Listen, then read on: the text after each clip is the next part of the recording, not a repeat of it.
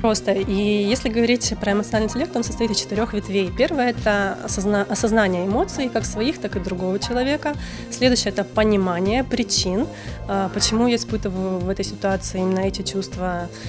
Дальше идет использование эмоций. И 4-я ветвь – это управление. И чтобы уметь в любой ситуации выбрать нужную эмоциональную реакцию, нужно работать над всеми 4 этими ветвями, и нужно каждую из них развивать.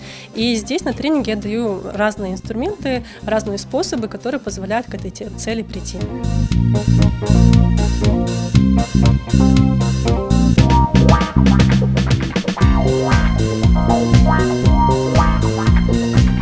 Что для себя вынесла?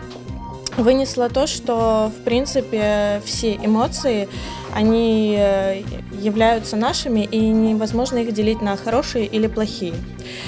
Также обязательно нужно ими учиться управлять, но, как говорится, нет предела совершенству, и к нему нужно стремиться.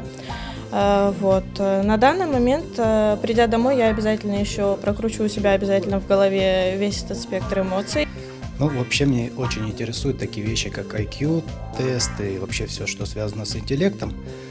Вот. А эмоциональный интеллект – это что-то такое неточное. То есть точные науки как-то мне легче даются такие понятия, а эмоции – это более такое сложное, как для меня.